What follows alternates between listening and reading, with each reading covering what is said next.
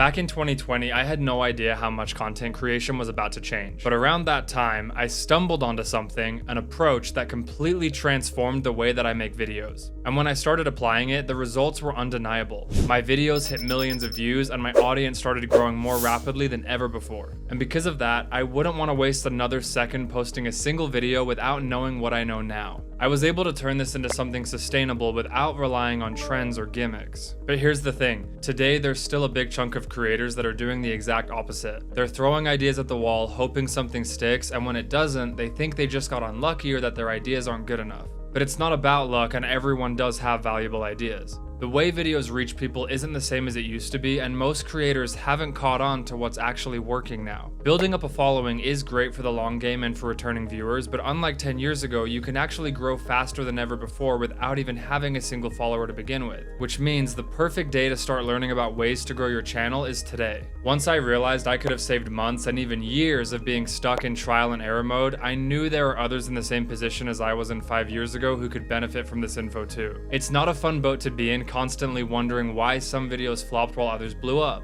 If you're someone who's serious about content creation, there is a way to expand your business or at least grow your audience without having to wake up every day and wing it. Being successful today in content creation requires having a process that's developed uniquely for you. A repeatable system for your content that can be duplicated over and over again, so that every idea that comes to you is filtered through this very system you created to make it as foolproof as possible before the video is published. Here's the thing about a lot of creative people, ideas come to us impulsively. Many of you can probably relate to that rush of adrenaline that surges the moment an idea strikes. It's exciting, and creating that way can feel like a lot of fun initially. But when I compare creating impulsively versus following a specific process, here's what I notice. For me, impulsive content leads to maybe 1 out of 100 videos going viral. Seriously, I've made hundreds of videos over the last 10 years that are just sitting in my Google Drive, never again to see the light of day. And of those hundreds, only a few have remained on my platforms. Please learn from my mistakes because I can save you so much time here. On the flip side, when I use my content strategy, what I call SHAPE, to shape each video, the success rate is completely different. For me, it's been more than 1 out of 2. If you want to learn about the shape method that I teach in the Viral Blueprint course, click the link in the description below and I'll email it to you right away.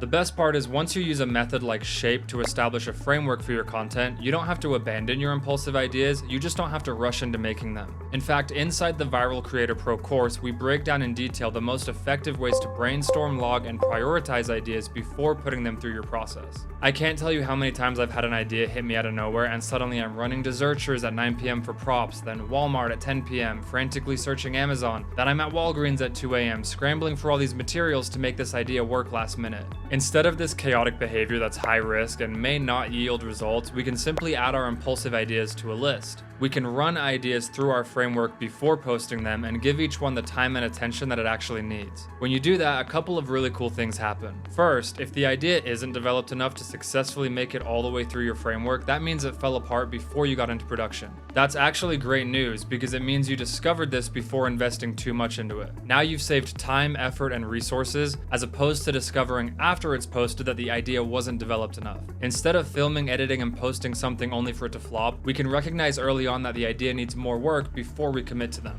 And second, if an idea does integrate well with your framework, this is also great news. It means you've taken an already great idea that's passed your vetting process and now have a system to refine it to give it the highest possible probability of success before filming it. And by the way, if you're wondering if massive YouTube channels like MrBeast plan their content or just film spontaneously, they absolutely plan. In fact, if you watch just a few interviews, you'll quickly see that major YouTubers actually do more planning than anyone, and the results speak for themselves. Before content creation, I worked in finance, and one of the things that I loved about that industry was the predictability of it. In corporate accounting and financial reporting, there was no guessing. Numbers were never thrown into a spreadsheet with people crossing their fingers hoping things would balance. There was a process, a system that had to be followed every time, and when it was, it always led to an exact outcome. I used to actually work in these systems that would release shares of stock to CEOs of major companies like Apple and Netflix, and that is a very delicate process. The only reason a random guy like me was allowed to be handling millions of dollars in equity compensation for high-profile executives was because there was a proven system in place that, when followed precisely, always produced a predictable outcome. For a long time, I thought that creativity was completely void of this type of structure. I saw creativity as this intangible, unpredictable force, something you couldn't measure or structure, something that had no guarantees. And because of that, I think a lot of creators approach content creating like it has to be a gamble. They assume success comes down to being lucky or unlucky, like they have no control over their growth. But that's just not true. That's why I feel so passionate about developing a process, because I don't like to take unnecessary risks when it comes to business. I like solid, predictable results. I wanted to make sure that if I was going to do content creation full time, there was a way to make it work consistently, and there is. My process has worked so well that in 2020, even though I only had a few thousand followers on YouTube, I told my family I was quitting my job to go full time as a creator. While my family seemed to be fairly supportive, I'm pretty sure my mom was horrified. She knew that I had worked hard for 10 years in the finance field, that I had guaranteed stability and amazing benefits for the rest of my life, and that I would be throwing all of that away. But I really wanted to pursue my passion, and this framework was what allowed it to feel safe enough for me to do that. I had begun to identify and develop a structure that was so solid I was 100% confident it would work, and it did. In fact, before I quit my job, I wrote down on this whiteboard that I used for goals that I was going to reach 100,000 followers on TikTok in 6 months using this method, but I actually reached 1 million followers in only 5 months. I do want to quickly share that sometimes there is a time and a place for impulsive content, and this does get broken down in more detail in the course. I don't want anyone to feel like I'm saying you can never create impulsively and you can never be spontaneous, because there's definitely a place for that. And I also won't argue with the fact that there probably are the select few who are able to build an entire platform solely on spontaneity. I just know that for me, a lack of structure and stability can make life feel unorganized and even chaotic. My guess would be that the majority of creators will benefit from having some structure integrated with their creativity. The point of this video is to simply raise the question, do you have a process? Can you define what your process is, and is it working for you? If not, you might want to subscribe to this channel, because I'm going to be doing a deep dive on all things content related moving forward. Always feel free to let me know in the comments what you'd like to see more of on this channel, and your input is always going to be considered when I'm looking at future topics to discuss. In the next videos, we're going to get into the top 5 myths that creators should watch out for.